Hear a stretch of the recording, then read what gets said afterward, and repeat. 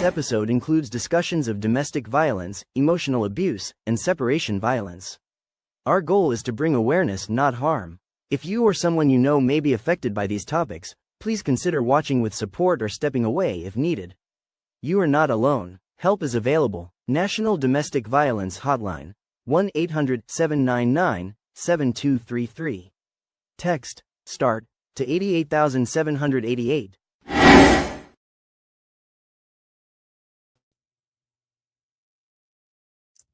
Tonight, we're covering a serious issue.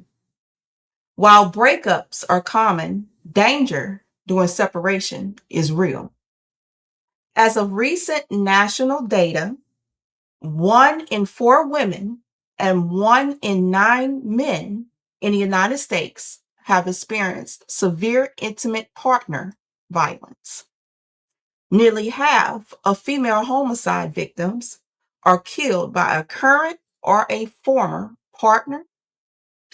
And one of the most dangerous times in an abusive relationship is when someone is trying to leave. So when you hear someone say, I was losing everything, and then the other one says, I was starting over, understand this. That moment can represent 2 completely different realities, and sometimes a real risk. We're not here to sensationalize. We are here to inform, bring awareness, and have a real conversation that can save lives. So let's get into it. How are you guys doing tonight? Let's go ahead and check out who we have in the comment section. Let's do a little shout out. Okay. Hey, Arlisa, you always number 1 in the chat. Thank you for joining. I appreciate your support. Okay. Thank you for joining in the Prince of the Talk box. Don't mind you just watch it. Okay. Okay. Hopefully you can shine some insight in the comment box as well. Well, in the chat as well tonight. Let's see. More men have been hurt, just get overlooked. Yeah, and you know what else I believe, Prince of the Tall Box? I believe some men don't even like to report it. You know, I think that number is higher. I think it's more than 1 in 9 men. All right. What's up? What's up, Derek? Welcome to the stream. And the Watson family is in the building. Thank you guys for joining. We on something serious tonight.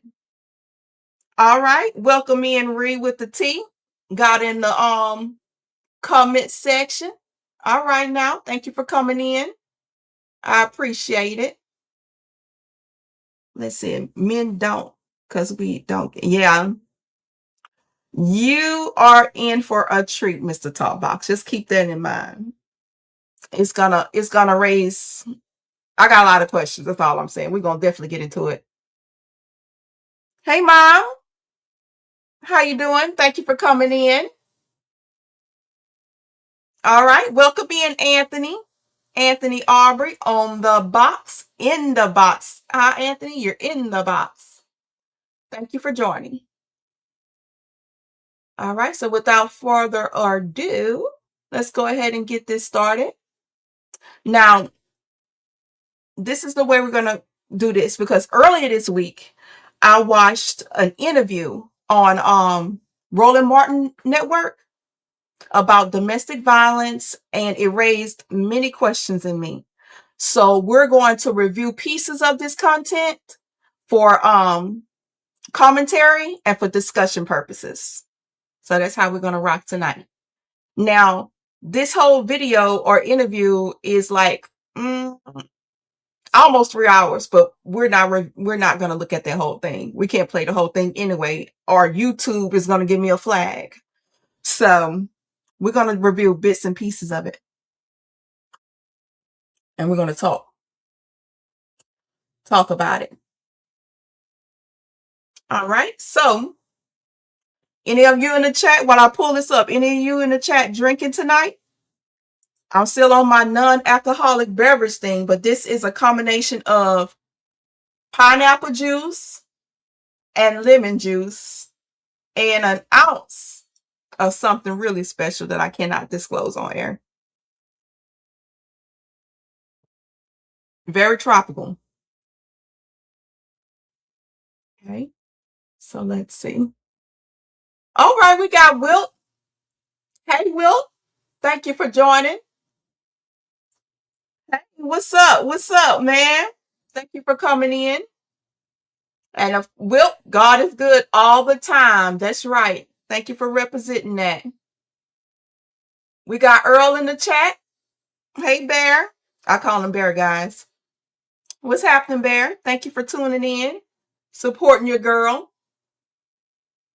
Okay. Mama, you don't need no drink. Mama, you don't need no drink. Thank you for joining in, Moses. I appreciate it. Yeah, we're talking something serious tonight, guys. Domestic violence, because it seemed like, I don't know if we're in an epidemic or what's really going on out there. Because every time you turn the line, turning around, it's like somebody getting murdered by their husband, by their boyfriend, by their kids. It's crazy. And in this episode that I watch on Roland Martin, they broke it down really well. So I'm like, let me share it with the viewers. This will be a good topic for we could talk about something serious, maybe to become aware of some things so we can be on the lookout and stop some things from getting to that level. So let's go ahead and get into it. Let's see if I can pull it up here. Okay.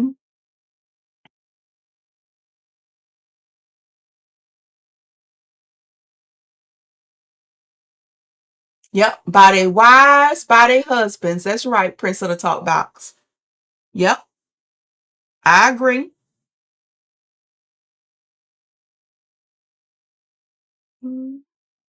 Mama. Mama said, yes, I do need a drink, but I'm sick. That's why you don't need a drink, ma'am.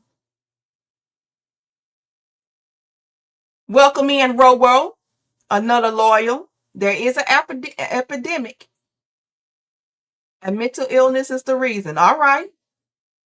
There might be a few people in the chat that will agree with you on that. I agree with you too. Some type of mental health thing going on there, and then the outcome is domestic violence. Okay, let's go ahead and get this thing started. Let me play. Here. We good? All right. Let's get right into this. It's a lot of places we can start. And what first jumps out is I've looked at the discussion of the last. Let me pause it real quick. I want to make sure everybody can hear. Y'all got the visual? Y'all can see? Y'all can hear it clearly? Let me know in the chat before I go forward.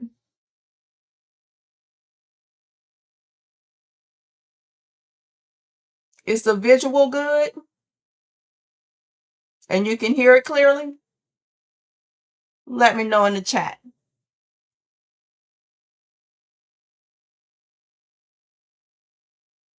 I think some folks blame it on their mental illness, yet it's really because they are jealous or crazy. Well, that's part of that mental illness. The Prince of the Talk Box. Okay, yeah, okay, good. All right, good. Everybody say y'all can hear, y'all can see. All right, so let's go ahead and get it started. A couple of weeks. And sisters against brothers, brothers against sisters. I had one, I'm gonna start this. We had a sister who hit me the day of we did the initial story of what happened with the Fairfaxes in Virginia. And she said, this is on men. This is on men. Brothers got to deal with this. And I said, you're right. About 4 or 5 days later, she said, this is only going to work if men apologize to women. Brothers got to understand the pain that sisters are going through. And I said to her, I said, well, if there has to be a conversation, brothers have to acknowledge sister's pain. Sister got to acknowledge brother's pain. I said, because both have to heal. No, they got to do it first. And I said to her, if it's going to be a pain Olympics, then we're never going to be able to have the conversations that we need to have. Yeah. That is not a function of who, first of all. All right, let's pause it right there. So let me go ahead and catch you guys up. Roland is speaking of the incident in Virginia where the lieutenant governor, I forgot his first name, last name is Fairfax, where the lieutenant governor had unalived his wife in the basement, and then he ran upstairs to the bedroom, locked the bedroom, and took himself out afterwards. The two children were in the home. Teenage children were in the home. And so Roland was saying that he spoke with someone maybe a week ago or whatever, and that lady believes that the men needs to apologize and the men should take ownership of this. And we'll see. We see. I just wanted to clear that up because not everybody know that story. Not everybody know that story about that incident or what happened in Virginia. So I just wanted to put that out there, give you guys a little backup information, background information on that before they go forward. So let's hear the rest in detail. Thank you for having me, Roland. I was really honored when you called me because, you know, I'm not talking about social media ticks and tacks. I'm talking about healing. And the one thing I want to say is throughout this country and everywhere, we're not taught how to heal. We just aren't. Right. We're taught, you know, A squared plus B squared equals C squared. We're taught how to get a job. We're taught how to make other people happy, but we're not taught how to heal. And back to your opening comment, this thing about them against us and us against them, it's us, it's them. All of us are descendants of slaves. That's right. All of us carry a wound that has never been acknowledged. We carry grief that has never had a funeral. We carry sadness that was never given a name. And yet we try to function in this system, in this society that was really built to demoralize, diminish, dehumanize us. I need people to understand, and I know we have a hard time. Black men are not the enemy of Black women. And Black women are not the enemy of Black men. Pause. I'll be damned. Okay? That's the main reason why I created this channel. Okay? That's the main reason why I created this channel. Because every time you turn on the YouTube, you turn on the TikTok, the Facebook, or whatever, is always Black men versus Black women, whatever, like we're enemies or something. We are not each other enemies. Period. We all come from similar or same backgrounds. And Alisa, don't beat me up. Because I know I'm going to mispronounce her name. I know I'm going to mispronounce her name. Iyana? Okay, we're going to go with that, okay? Iyana is about to get deep into it. I just had to pause it right there because that's the key right there. We are not each other enemies, okay, Black men and Black women? All right, let's move on. But that is how it's been set up. Right. And that's how we seem to be stepping into it. But culturally, we are a communal people. I was thinking about this today as I was driving. Our ancestors, they took care of each other, but not in a codependent way. If the brothers went out and they slaughtered a boar, that boar was cooked in a big pot in the middle of the village. So somebody slaughtered it, somebody skinned it, somebody, opened it up. One family may have brought the greens, the tomatoes, the whatever they had. And that stew was cooked in the middle of the village and everybody got some. But it was the family that needed it that got the fur. And they didn't fight over it. Okay, they need the fur this time. That is what's in our DNA, in our blood. And we don't live like that anymore. We live in againstness. because that's what we are taught. And that's what's killing us. What they did to our kids is up, man. Okay, while it's on commercial, let me say, what do y'all think about what Iyanla said so far in regards to that? And how the Black community, the Black man and Black woman, we used to work together. We are a communal type of race that work together to get things done. What y'all think about that? While I let this commercial play. Y'all think that's accurate?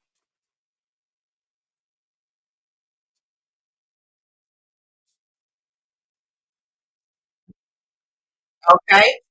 Derek say he agrees totally. Okay.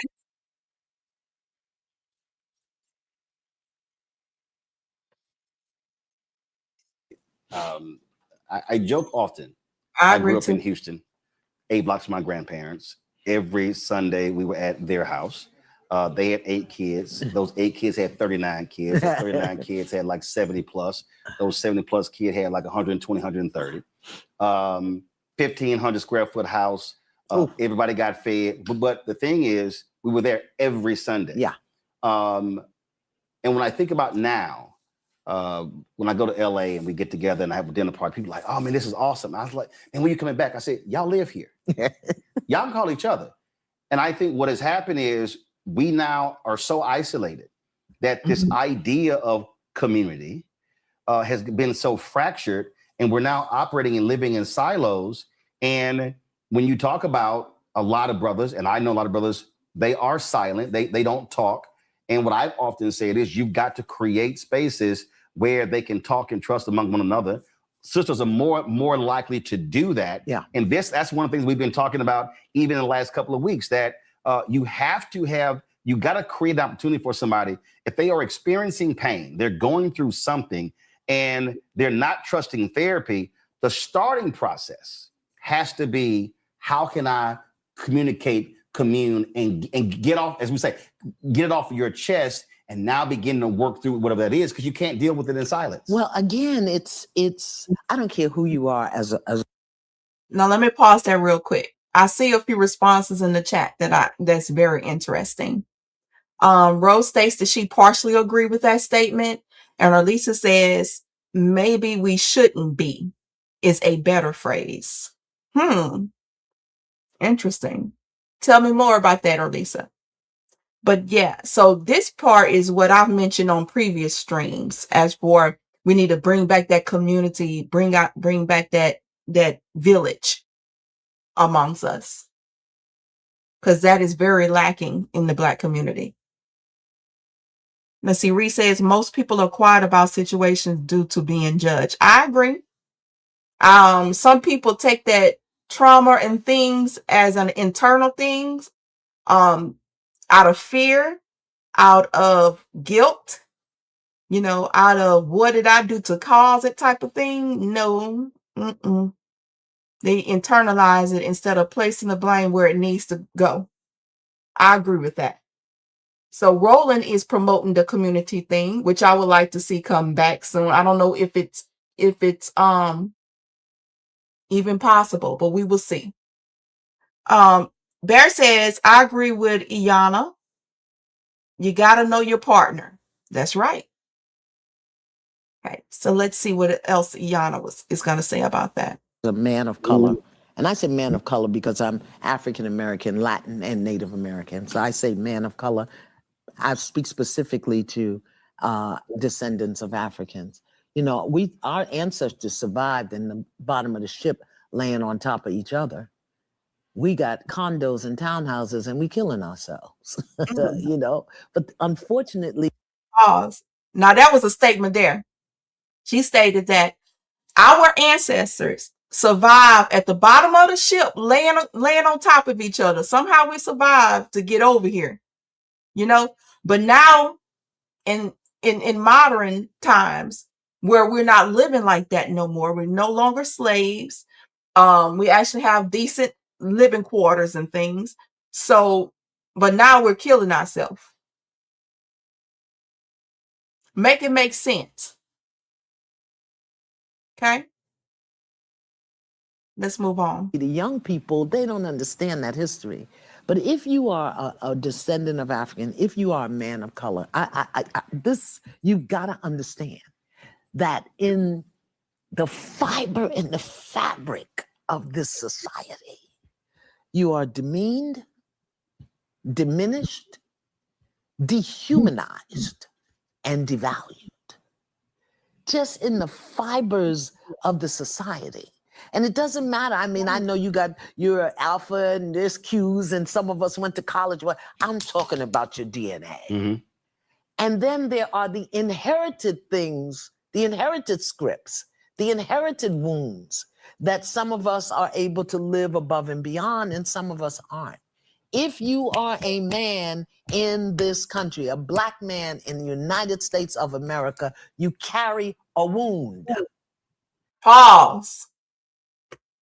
Iyanla says, if you're a Black man in this United States of America, you carry a wound. Okay? I agree. Now, being Black, period, in the United States is a struggle. But I strongly feel that the Black men get a little more of that racism. Now, I feel that they do tend to be quiet about it. And the females tend to get with each other and talk about it and say, hey, girl, such and such did this or whatever. Did they ever do that to you? I'm trying to see, maybe this is racist. You know, we talk more. The females vent a little more than the men. Men don't typically talk about it. They just take it and suck it up and move on.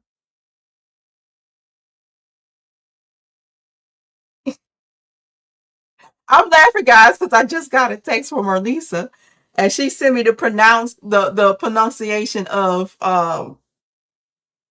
Iyanla. Did I say it right, Marlisa? Iyanla. Okay, I got you. Thank you, ma'am. So yes,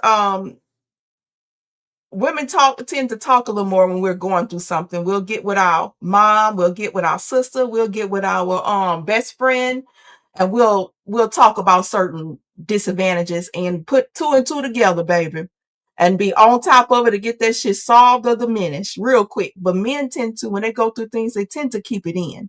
And Iyanla's gonna go over that more. Okay, let's see. I don't agree. I think they don't want to be accountable, both male and female. Okay, I can see that. Definitely accountability is a problem. See, you can be with a person for years, but they can hide their feelings, emotions well. Yeah. But there's other signs. They can hide their feelings and emotions well, but there's other signs that you can see something's not adding up or sitting too right, Roro. Yes, they carry a womb and women's carry them too. Yeah, women do carry them too, but allow Iyanla to break it down for us real quick. Now, how you've mastered it or denied it or accommodated it or tolerated it, eventually that wound, simply by your history, is going to come forward. Now, your wound is one thing. The harm you cause is something else. So we're looking at the harm that's being caused, and we are not really dealing with the wound. Because if you only deal with the behavior, if you only deal with the harm, then you're never going to be able to heal the wound. And where we are right now with the wahala and the conglomeration that's going on, we have to go to the wound. And most of our brothers, they don't have the language. They think they don't have the time.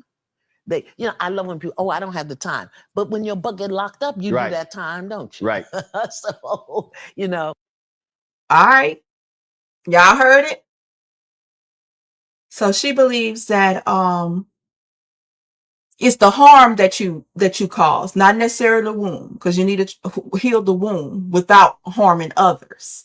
Okay. And she stayed, and she's worked with, if anybody else in the chat know Iyanla, let me know, because she is a well-known, I guess, motivational speaker and life coach. You know, she's well known for her craft, and she's good at it. And she said that the men would say they don't have time, they don't have this, and then she said, should your ass get locked up, then you're gonna have some time. Hey Corey, how you doing? Welcome in, man. Thank you for checking in. We're going over this interview now.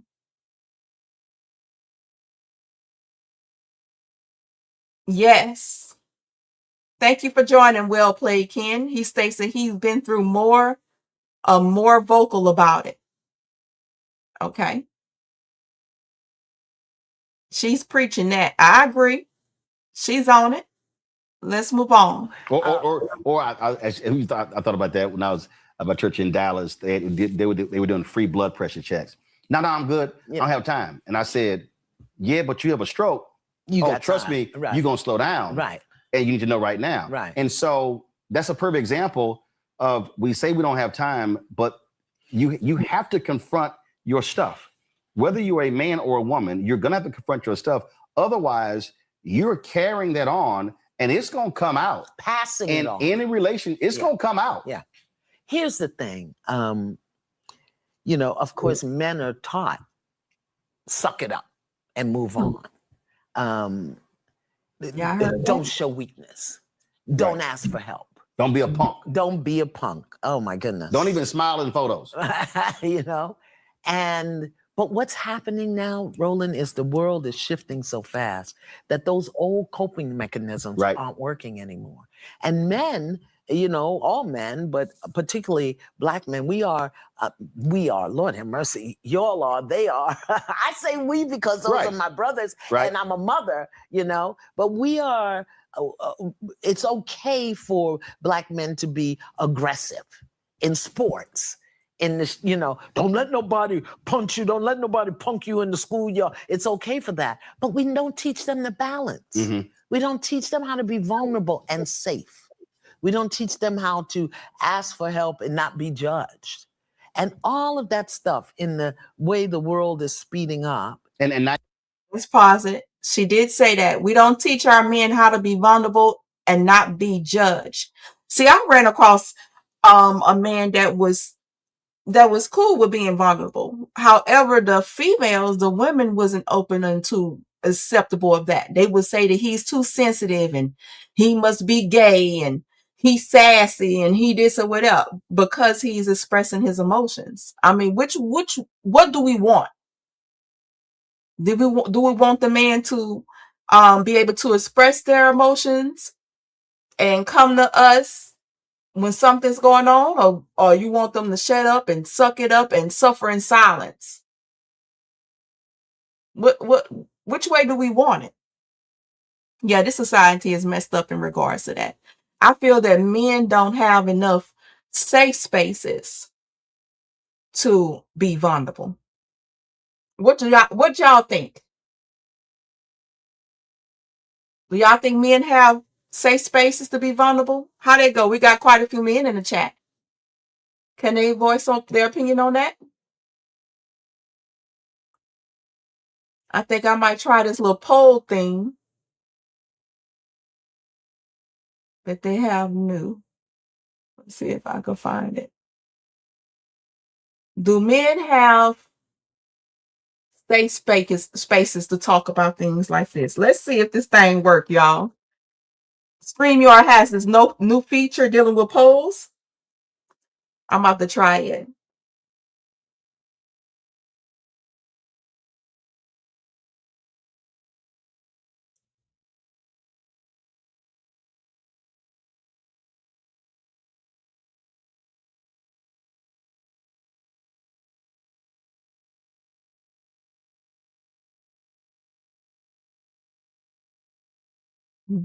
Let me get this poll together now. Without judgment.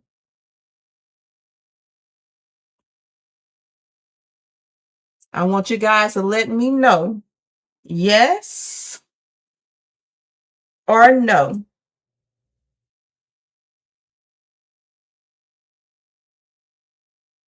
let's see. There's the poll, guys. So vote, put one, type 1 in the chat for yes, 2 in the chat for no. Do men have safe spaces to be vulnerable and express their feelings without judgment? No, what? No, what? Dang, this is terrible. I know I've got a smile on my face right now, but I'm not smiling. I mean, I'm not happy about it. This is just crazy.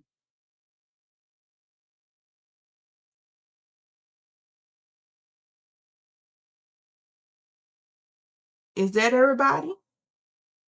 100% say no. All right. So it looks like y'all agree with Yella. I agree too. All right. So let me get this. Let's stop the poll.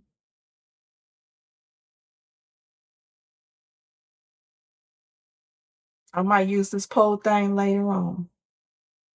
All right. So let's keep it going. You got cats, oh, you being sassy, you being feminine. That's feminine. Yeah. No, first of all, if you're showing vulnerability, that's actually a strength. That's not weakness. No. That's a strength. But see, anger eventually becomes intimidation. Fear eventually becomes aggression. Sadness becomes withdrawal or isolation or escapism into anything. Now, we're talking about men, right? Are we going to get to the women? Because Okay. all these men had a woman in their life that raised them. All right, let's pause that. Y'all heard what she said. We're talking about men right now, ladies. We give it this time to the men, and we're gonna get to the women quite shortly. Let's really tune in and listen and see can we get a better understanding of what men go through in regards to this. So we got to look at how we infected our sons, not from a place of heated judgment. And that's why we haven't been able to have the healing conversation. Because the minute you begin to speak to the issues as they are, people feel attacked or they feel judged and they go into meltdown. But we have been conditioned to accommodate dysfunction. Roland, I lived for 9 years in a marriage with a man that beat me every time the sun came up. And I stayed for 9 years telling myself that my kids needed a father. And it wasn't until my son explained to me, I'll tell you the situation. My husband was 6'4", 260. Okay. On a good day, I'm 5'6". As I get older, I may be 5'5.5". But he's explained, he wasn't grown when he shared with me a situation where my husband literally had me on the floor and was choking me. And I'm screaming to my son, he was the oldest, call the police. And my husband is saying to him, don't you move. So he's watching this man, wasn't his father, but he was raised as he was his father. He's watching this man who he considers his father, choking his mother on the floor. And she's gasping for air. Call the police, help me call the police. And this 6'4", 260 man daddy is saying, don't you move. My son grew up. I never processed that with him because I was busy processing my own being choked, okay? But that's what he grew up with. That's an unaddressed trauma. That's an unaddressed trauma. How many men saw that? How many men, young men today saw that or something similar? So let's pause that. See, this is where the trauma come in as children with the men. How many young men alive saw their mom get mistreated or saw their mom get abused? I mean, I would think that by them seeing that they wouldn't do it themselves. That's the way my mind works. Okay, I see this man mistreating my mom. I don't care if that's my daddy or what, beating my mom. I would think that they wouldn't want that. They wouldn't want to do that to anybody else. That's just maybe my thinking. Potentially, the average person would think that they are being shown how to treat a woman is to do this. If you ain't doing this, you ain't doing the woman right. So what y'all think in the chat? What y'all think about that? Let's see. Being vulnerable offers no solutions for the problem, and it could be used against you. See, that's another man in the chat. There's another man in the chat that is co-signing what Iyanla says about men reporting or being vulnerable. Their thought process on that.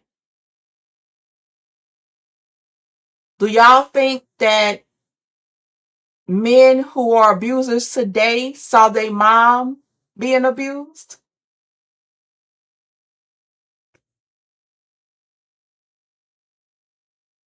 Do y'all think that?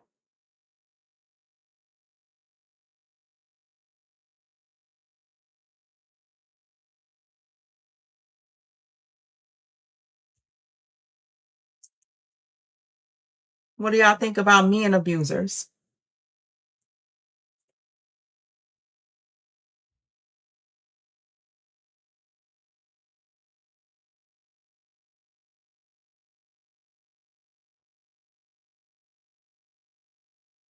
What y'all think?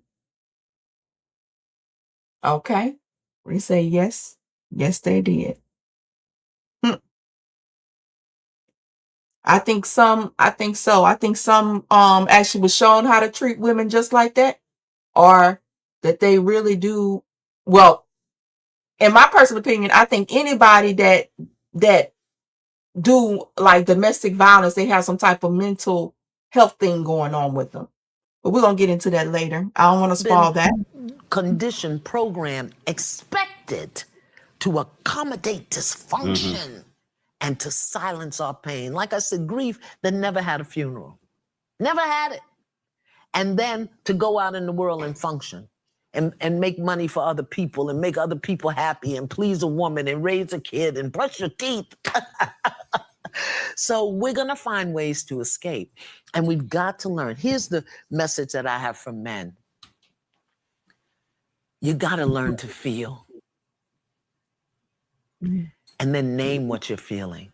Unfortunately, most men, Black men, are emotionally illiterate. They know happy, they know sad, they know angry. They may know irritated. They don't know embarrassment. They may not know anxiety, frustration. They may not know elation or bliss. They have a very limited emotional vocabulary. So they know anger, they know it's bad or wrong, but when the nervous system becomes overwhelmed, you got Fairfax, a man who shoots. Pause. What y'all think about that? Men in the chat, do y'all agree or disagree with Iyanla in regards to men knowing how to emotional regulate? She believes that most men don't know how to emotional regulate themselves. Like they know the basic emotion, sad, happy, whatever, but not the most complex emotion. She believes that that's what led to that incident with the Fairfax couple that I mentioned earlier. So what do y'all think? Do y'all think that men lack, and I'm talking to the men in the chat, do you think that you guys lack that emotional intellect?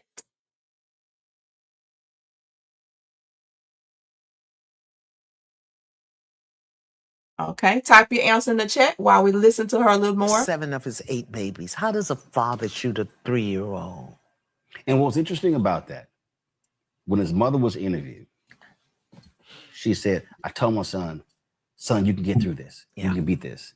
And he said, paraphrasing, I think the demons are too strong. Yeah. He had spent a week in the VA hospital.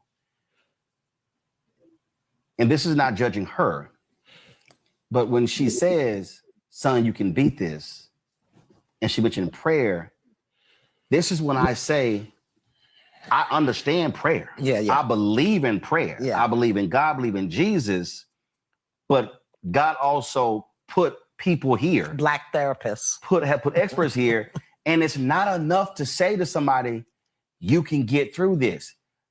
You can't get through something if you don't even know what the hell you even are trying to get through. What are you feeling? What are you thinking? Where did it come from? Now, I say that to everybody.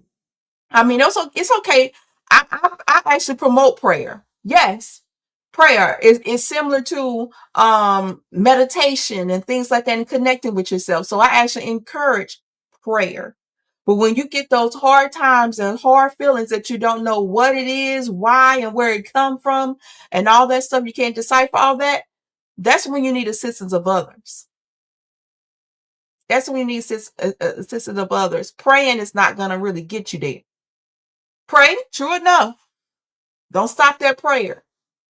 But sometimes you'll need to reach out to get professional help, get professional advice to just help you process those feelings, make sense of it, figure out where these feelings come from, and what can I do to help me understand it more, and what can I do to regulate and get some type of control of these feelings. Okay, Arlisa states, she said they don't know how to identify their emotions. Okay. They don't know. Who knows how that trauma my son experienced at 9 has showed up in a variety of ways in his life? Who knows what this young man experienced in his childhood? Wasn't he in the war? Wasn't he a vet or something? Well, he was in the military. He had not gone overseas, but his mother talked about when she was on crack. Okay. When she was a drug addict, and he was 16 and having to experience that. Now, with that, this is what I got from a lot of sisters. You're centering the man. You should be centering the woman and the kids. Roland, that's excuses. And so when I talked about mental health, I was like, that's excuses. And what I'm saying is, I'm not dismissing it. I'm not coddling anybody. I'm not offering an excuse.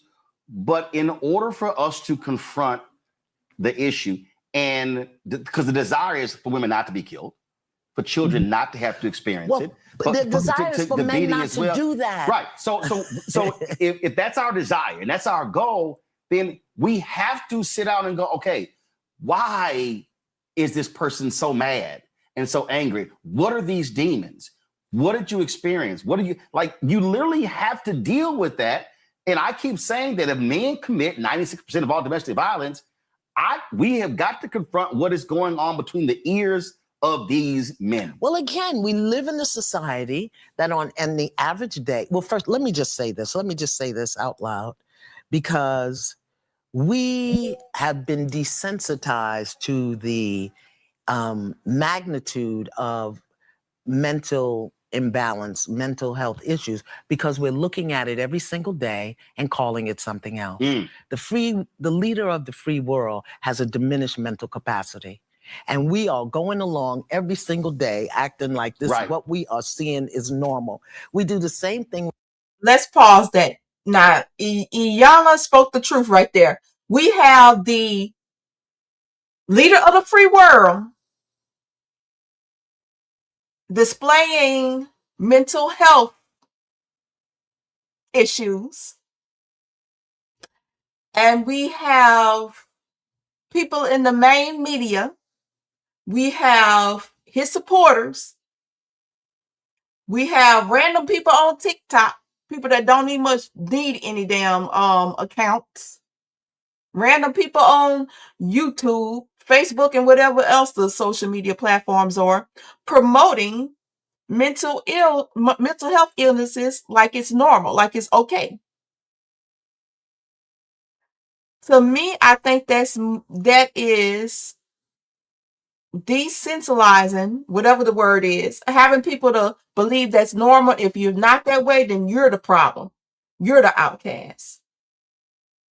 Even though they're not an outcast, they need to be.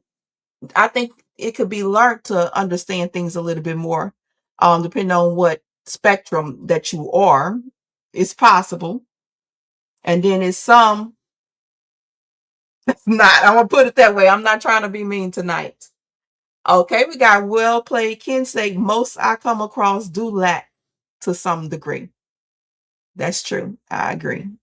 Let's see what else they say about this subject. When we know Uncle Bubba drink too much, or when Uncle Freddie, Cousin Freddie is nodding off. We have been desensitized to even see or address. Sometimes we don't have the language. Sometimes we don't have the tools. Sometimes, you know, do y'all see Uncle Bubba peeing in the flower pot? Are we gonna say anything? Do y'all not see that the leader of the free world has diminished mental capacity, and that people have joined in his story that he's the most brilliant person on the planet? Right. And what do you do with that inside of you when you're looking at this and saying, this is crazy as hell? But also the spectrum. So and again, this is having the experts on.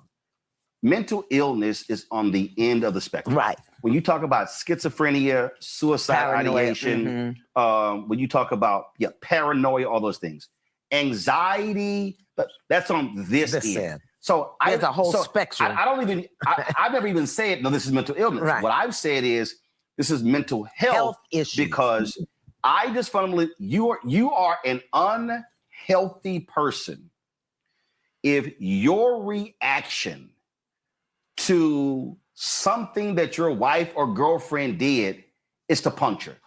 That's here. That's whatever you've been learned, taught, whatever, that's here. And if I'm trying to stop that from escalating, I'm gonna have to get inside of this to say, bruh, I need to why did. But he may not know, Roland. This is right. He may not know. But the only way we're going to get to that, it has to be drawn out of him in therapy or whatever. Otherwise, if he's just walking around like, I don't know, he's going to be a loose cannon. Well, that's why we are each. I mean, I was so grateful, really, that you were asking these questions, because part of it is we each, Roland, you, me, everybody listening, watching, has to begin to take responsibility for their own internal well-being. We've. All right, or Lisa, that's where that responsibility and accountability come into play at. This is what I think. When you go inside to heal or whatever it is to figure out what's going on with yourself, you have to take accountability. It starts with self. This is where they come into play. She's going to explain it beautifully. Seem to abdicate that responsibility. And we think that happy flowers, that's what I call marijuana, happy flowers or liquor or drinking or shopping or watching, binging TV, people dating computers. Spiritual hygiene. We have to take responsibility for our own inner well-being. We are looking at people leading this country and telling us stuff that we can't trust, that we don't know where it's taking us. We don't know when they're going to turn on us. You know the number of people right here in the DMV that lost jobs? Good government jobs? Where are they now? And now what money they have, they're spending on gas. You got to learn how to emotionally regulate. Right. Period. Everybody, you, me, whatever. And that is learned. That has to be taught. You ain't just born with it. Right. You're just not born with. Look, There you go. There you go. That's what I just stated. You're not born with this stuff. It's learned. So it's possible to improve that. Use this example, and again, I tell people this. When I first got married, my wife washed something of mine and it shrunk. I was like, why? I said. The person who invented this cleaning product is so smart. No matter how dirty or. So while that's doing its thing, so do y'all believe that?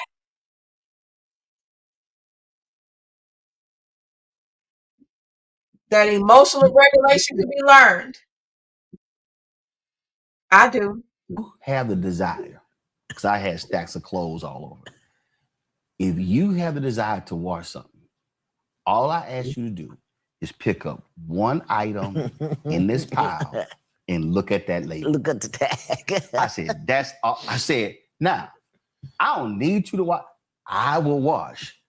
The whole point there was You had to regulate. it could have been an argument. That one thing, because the clothes shrunk. Yeah. She's like, you got these special clothes. You got hot and warm and cold, because that's how mom and dad taught us how to wash Right. clothes. But that was a situation where I said, well, this is not worth an argument.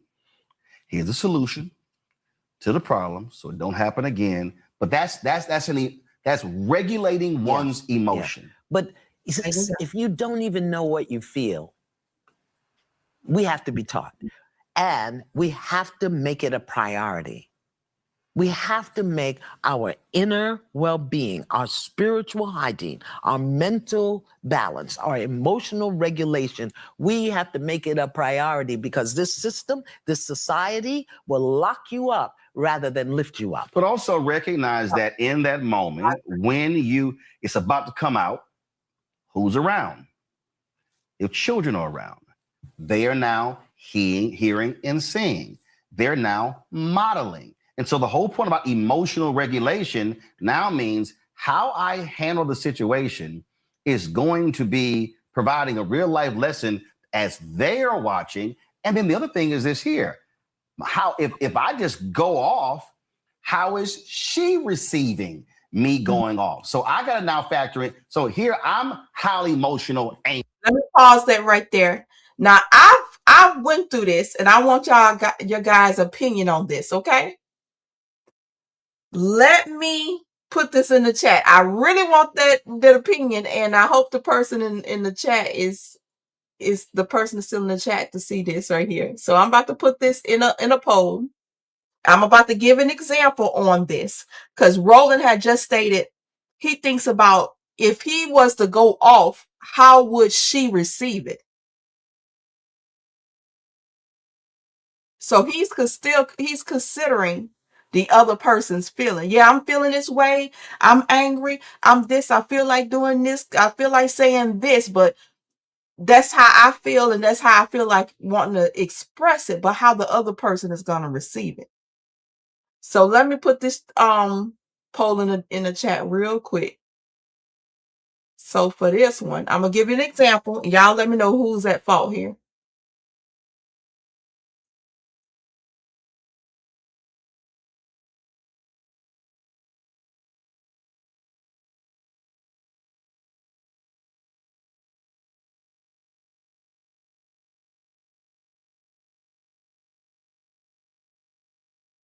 So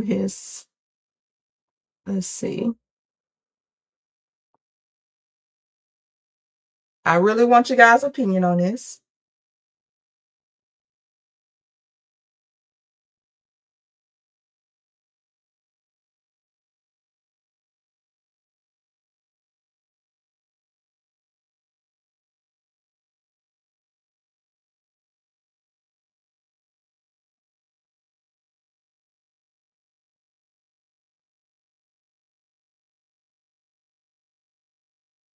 Oh, it's a character limit. Dang. Okay.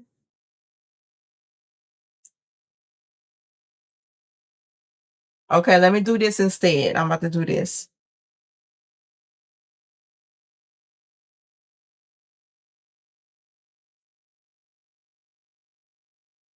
Okay, I'm about to give you the scenario. I'm typing it in here right here. Great. Real quickly.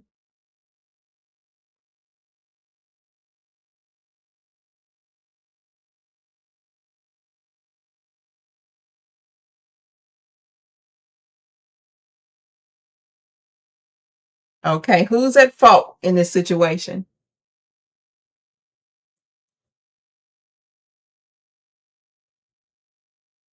Okay. All right, so that's the poll right there. Okay, so let me give you the story behind this. So they got the couple on the phone. They having a tense conversation. The male start yelling at the female to try to get his point across. And the woman warns him, hey, stop that yelling. I'm telling you right now, I don't hear nothing you say when you yell. And he continues to yell. And the woman hangs up the phone. Who is the abuser? Is it the man yelling or the woman hanging up the phone? I told this person, because I'm the one that hung up the phone. I'm the one that hung up the phone. I told that person I'm protecting my peace, and I'll be a damn dumb if I hold up this phone, allowing you to yell at me and disrespect me. So who is the abuser, verbal abuser in this or whatever abuser in this situation? Look at that. I want to see you in the chat. Tell me which one. I mean, I just was on the phone with a male talking about some stuff like this. I'm like, really? Do you think I'm a dummy? You think I'm about to just hold up this phone? Let me tell you something. I wish I had an old school phone, like a flip phone or one of the landline phones, because baby, I would get the pleasure to slam that damn phone down so damn hard. I'm afraid that I can't do that. I just went, whatever the little iPhone make noise when you hang up. I couldn't much slam it down good. Man, I was so pissed off.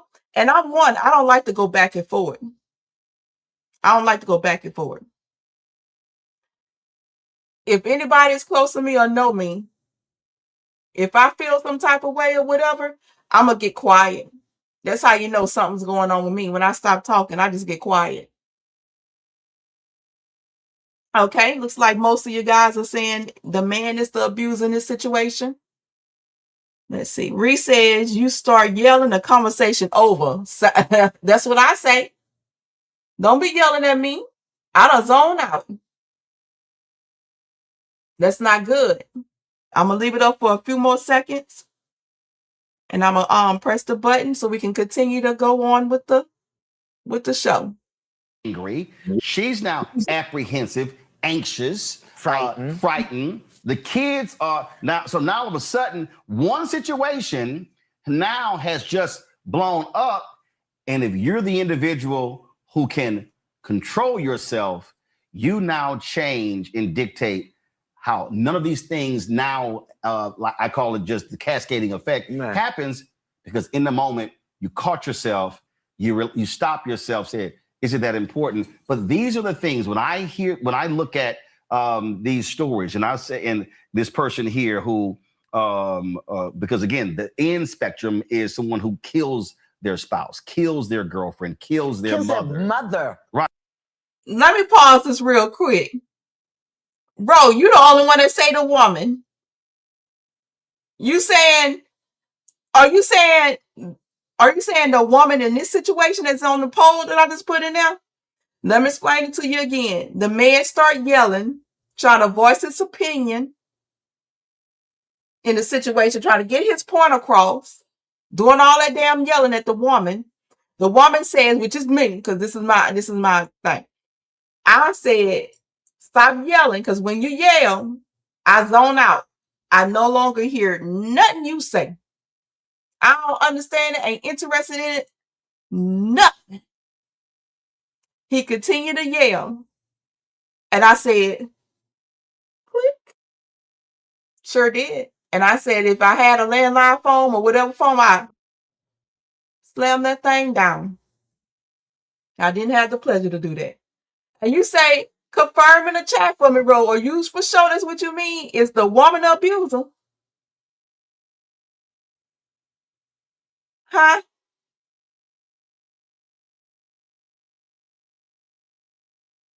I hang up that fucking phone so damn quick. I'm telling you.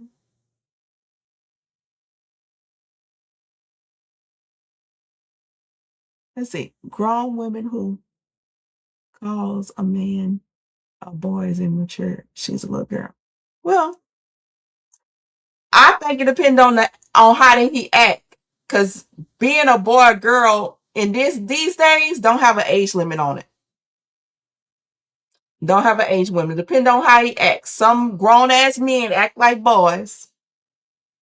And some grown ass women act like girls. I done seen them. Done met them. Well played Ken states that the moment he started yelling, there is no conversation to be had. Ah, that's right. Well played, Ken. That's right. I ain't about to give me no high blood pressure. Forget that. Okay, looks like that everybody finished voting. So I'm going to go ahead and take this poll down, get rid of this poll real quick.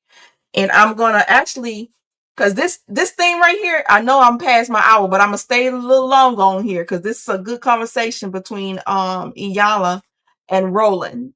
I am going to skip a little bit because they tend to, I don't know, get off subject some to get to the good part, okay? So let's see.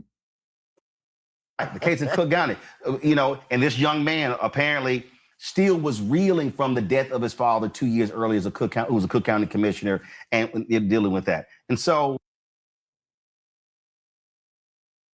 we're going to do,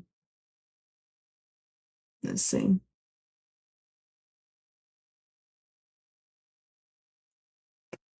Are hopeless. And when that happens, they don't have anything to lose. So they'll just go there, go off the deep end. Okay, this is what I want to children first. I don't care what you rusty butt adults are doing. Secure the children first. That's why I'm 73 raising an 8-year-old. Okay, my great grandson, because it was secure the children first.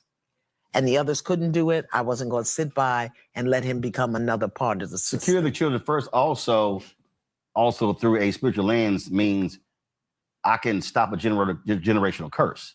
Yeah. Because the thing is, if that's not addressed, now all of a sudden that child now may emulate 20, 30 years down the road. Absolutely. But do you know how many people have inherited the wound, inherited the break, inherited the curse, and we're taught and trained to accommodate it, to tolerate it, to call it something else. I think one of the things that, and I'm going to talk about Black women in just a moment, but I think one of the diseases that's spreading among Black men that we really have to address is hopelessness.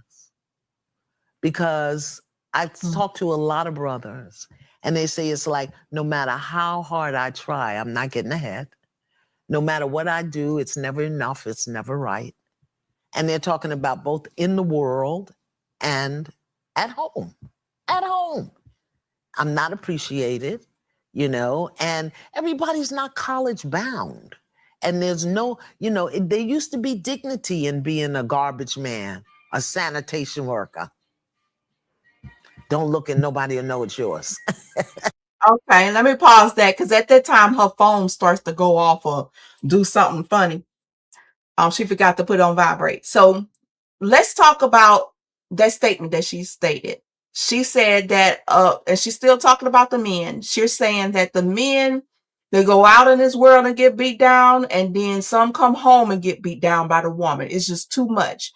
And she feels that when it get to that point where you're getting it inside your house and outside your house, some men start to feel hopeless.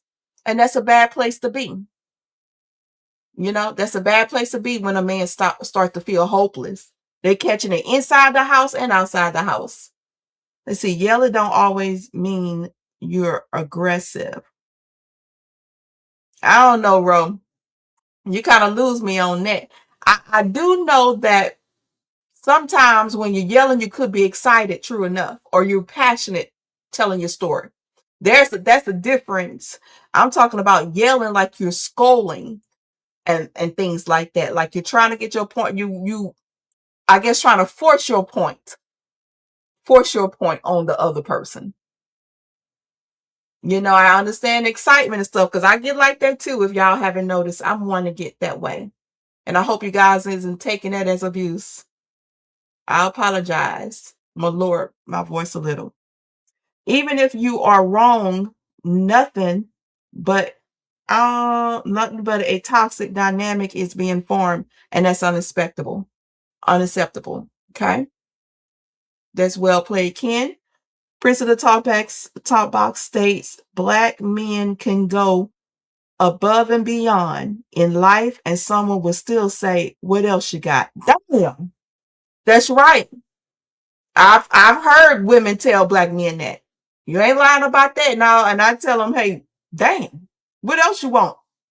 And most of the black women that's like that, they don't even got that. They can't even do that. And they still being so judgmental and hard on the man, more harder than they are on themselves.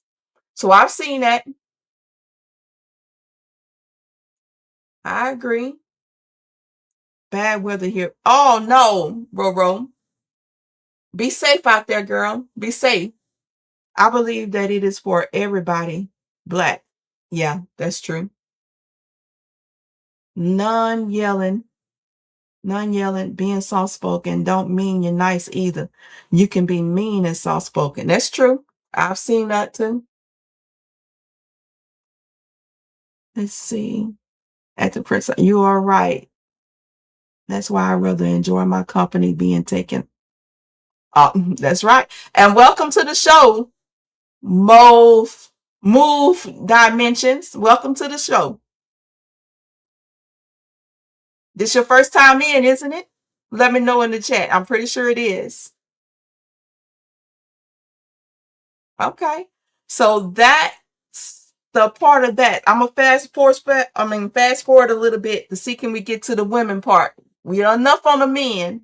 Let's see if y'all continue to hang on in there with me. And let's get to this woman part. Let's see what she says about that.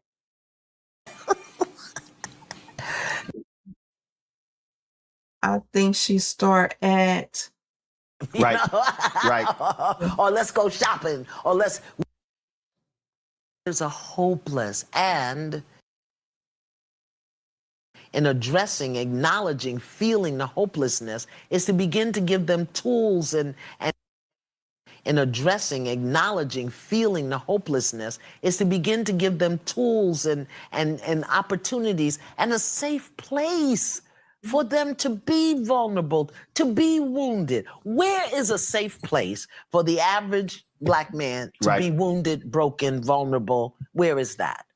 Women, because we hunt and gather, we come together and we gonna get you straight. He left you, let's all beat him. You Right. know? Right. Or let's go shopping. We have a different culture, a different community among us. But what has also happened for us is black women have been taught to love deeply, to love loyally, and to love sacrificially. We will sacrifice ourselves for the love of our partner, our family, our children. And in doing so, very often, we sacrifice what we know, what we feel, what we sense, and we won't speak to the phone ringing in the middle of the live TV show. Let's pause that. Now we going on to talk about the women. And that's right. I remember you, Bernard. That's right, Bernard. Thank you for coming in to the show. I appreciate your support. Yes, guys, I did an AI video for Bernard. And he loves it. All right. Let's see. There's no place, not even church. Yeah, there's no place for men, not even church. I know it's sadly, the people of the world have become very insensitive in regards to people being humans being humans, right? And they're very judgmental and want you to go and do more than what they do.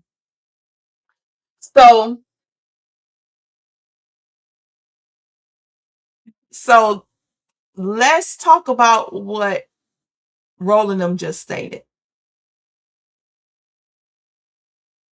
Let's talk about when you talked about just a little, I think, if I can get it just right. Gather. We come together and we gonna get you straight. He left you, let's all beat him. You Right. know? Right. Or let's go shopping. We have a different culture, a different community among us. But what has also happened for us is black women have. So she said that black women sacrificed everything. We sacrifice our health, we sacrifice this or whatever to be there for the family, for our men, for our children, whatever. And she believes that one thing that women do different from men as well is that we get together, we talk about our situation. It was like, and we get together to try to solve it together. And she believes that, well, let me not jump the gun. She's going to go ahead and explain the difference between the women and men and how we handle these issues in the community. And sometimes with our I've mates. been taught to love deeply, to love loyally, and to love sacrificially. Mhm. We will sacrifice ourselves for the love of our partner, our family, our children. And in doing so, very often, we sacrifice what we know, what we feel, what we sense, and we won't speak to the phone ringing in the middle of the live TV show. when you talked about how women gather, and this was one of the first things we talked about. We had two male psychologists on, and we challenged men. We said that what can't happen, what you can't have is a group of guys who get together, 5, 6, 7, 8, and they don't talk. Yeah. Or they don't talk about share. ball. It's always playing.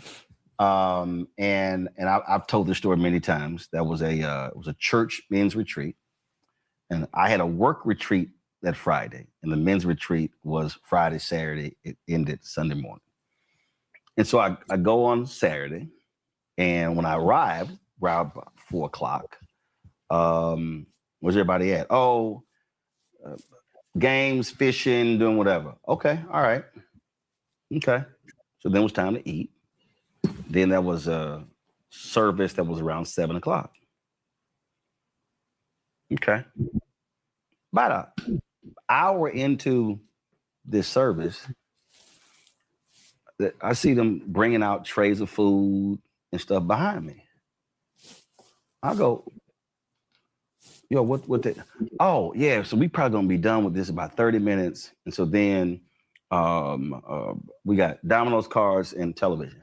I said, I'm sorry. Y'all had a whole day of games and outdoor activities. And they came back, and we're gonna spend 90 minutes on stuff, and then it's back to games. I said, nah, this ain't gonna work. And so I stood up and I said, I don't know. I said to the organizers, I don't mean no disrespect, but I know cats in right now who marriages are about to be over.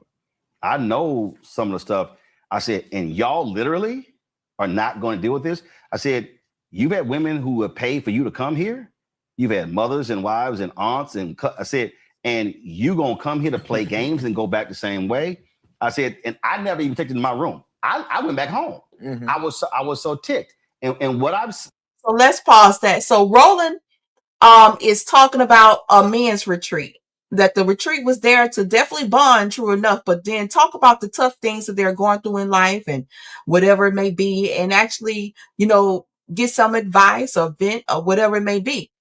And Roland states that that's not what they did on this retreat. They playing games, they doing this, and they doing everything but being vulnerable with each other. So I saw in the chat where Mr. No Weapon states that he actually have like a that he believes, let's read it. It says women talk a lot with each other, and that's okay.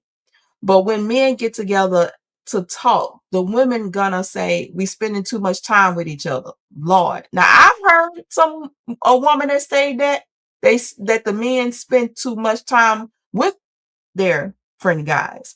See, there's a balance. And I know I guess we can't really say what that balance is, because how we know when the man is going through something. See, I think it's okay to talk to men as well. I actually love to hear that some men actually have their relationship with their boys. Because necessarily, I don't hear men that say that. So when I hear a man that say that men really can get deep and be vulnerable with their friend boys, I'm all for that. You know what I'm saying? Because for what I've seen, women do it quite often, and it's definitely a release. It takes some of that stress off your chest. Okay? Take some stress off the chest.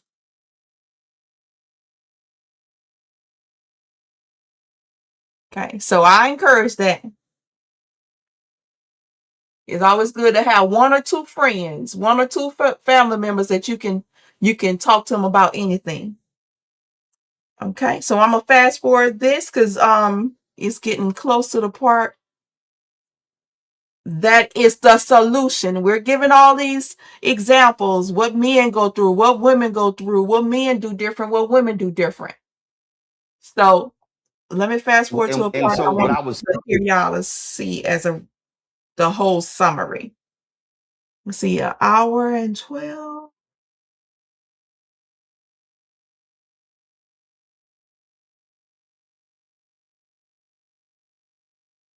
Let's see.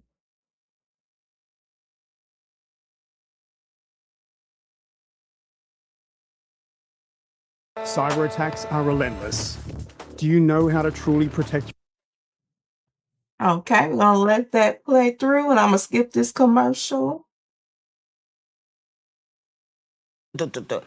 So by the time she's 16 now and cutting somebody in the high school, and they think she's a bad kid, but they don't even understand that it's PTSD, that it's trauma. Many of us, the wound.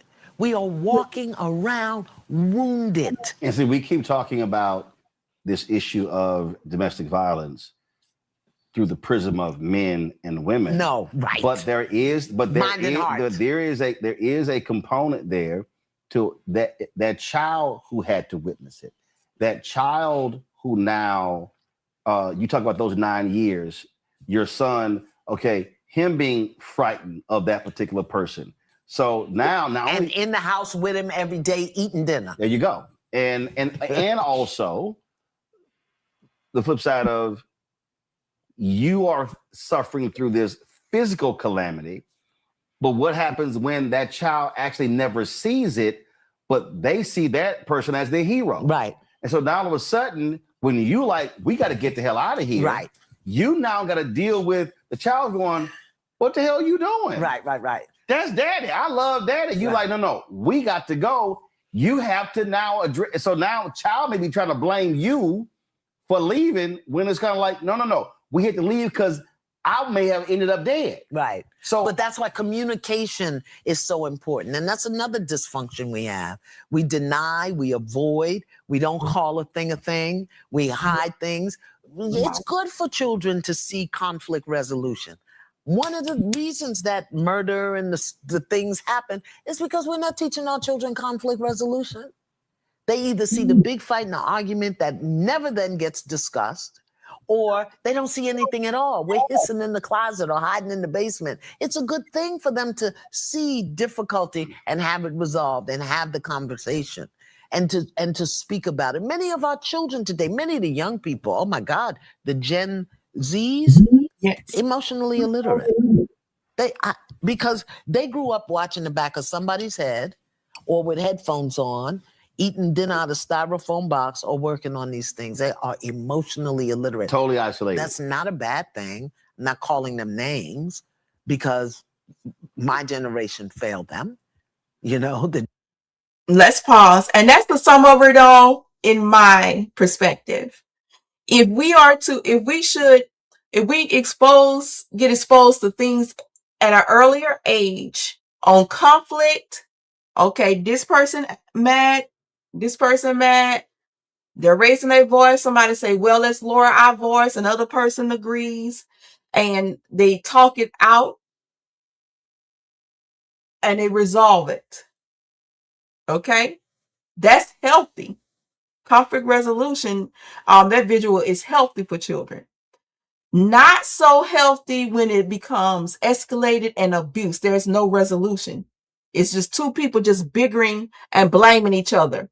No, men do this. No, women do this. No, men is no. That type of thing is toxic. That's not how we're going to resolve this thing. But healthy conflict is, you upset, you and your emotions, but y'all do care about each other and you consider each other's feelings. Take this shit down a notch. Really sit down as adults and talk it out. And I think if we seen that type of relationship early in our lives, and that will prevent that would have prevented a lot of stuff that's going on today. We need more things on this social media platforms that will promote conflict resolution amongst all, not just children as well, because a lot of children, again, a lot of kids didn't get to see healthy conflict resolution. They seen the toxic stuff, and that's why we have what we have today. And so they're adults now. That might, guess what? That might be the next topic, conflict resolution. An example of healthy conflict resolution instead of this toxic stuff that we're talking about tonight. But it needs to be talked about because we need to know about the signs. Where some of us are dull to and think it's normal to act that way and go about that way, but it's not. It's not, because it can escalate and become a situation like this, what they're talking about, the Fairfax couple and the Shreveport incident of the man killing his 7 children and the cousin. It could escalate to that. So that's a biggie of what I believe and I support Iyanla in. Conflict resolution at an early age, teaching them how to emotionally regulate and how to resolve conflict. I think that's an important key in this. So again, guys, I know this thing is like 2 hours and 52 minutes long. Not me. I can't be listening to this thing this long. Not this long, guys. So that's, but what I paid so far is like the hunk of the interview. There is one part of the interview where this lady was stating that she didn't leave her husband until he choked her enough to make her eyeball pop out. That is horrific. I'm telling you now. Please don't stay long with nobody to choke you hard enough and make your eyeball pop out. That's your turning point right there to leave them.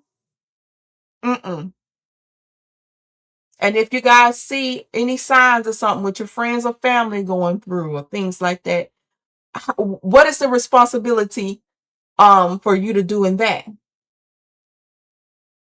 Definitely continue to plant your seed in that person. Hey, I know, I see what you're going through. That's not right. That's not toxic. Y'all need to get on away from each other before it escalates and turn into something more serious. Plant those seeds. They're not ready. They're going to leave when they get that urge to leave. When they're ready to leave, they're going to leave. They're going to keep going through until they're ready to leave. But that doesn't mean that you don't stop planting your seed.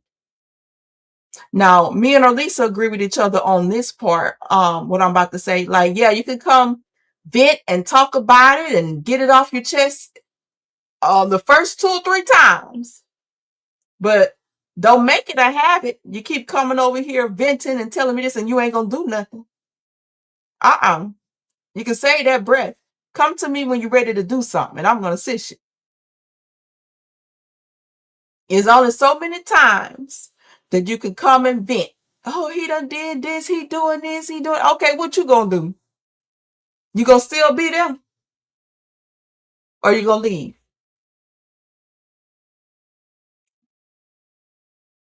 So that's the part about us saying strong on that. Yeah, you could come vent to me about 2 to 3 times. After that, you're making a choice. You're making a choice, and this goes for male or female. You're making a choice at that point. You can't just keep coming over here venting and you ain't gonna do nothing about it. I ain't about to run my pressure up for nothing. If my pressure gonna go up, baby, we about to go to war. You ready? I'm on my way. You ready to leave them? You for real now? All right, let's go. I'm on my way. I'm on my way. So that concludes tonight's show. Look at me. I'm going 1 hour and 25 minutes. Look, 25 minutes over. I actually encourage you guys to go check out that episode on Roland Martin Network. It's with Iyanla. You know what I'm saying? So definitely check that out. And if you don't learn anything for what we done seen today, at the end of the day, Here's what we have to understand. When a relationship is built on control, it doesn't end quietly. And when someone finds the strength to leave, that very moment isn't just emotional. It can be critical. Awareness and realizing patterns can be the difference between a conversation and a consequence. So as we leave tonight, don't just listen. Pay attention, ask questions, and recognize the signs. We need you to be here. Until the next time, stay raw, unfiltered, and ready for the next conversation. Peace, guys. Have a good night. Hurt love is just the pain that I feel. I said it's hurt love. It's just the pain that I feel. I gave you too many years of my life and you played with me cause you had it shook with me.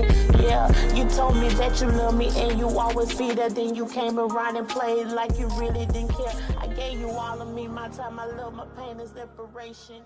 You had to tell me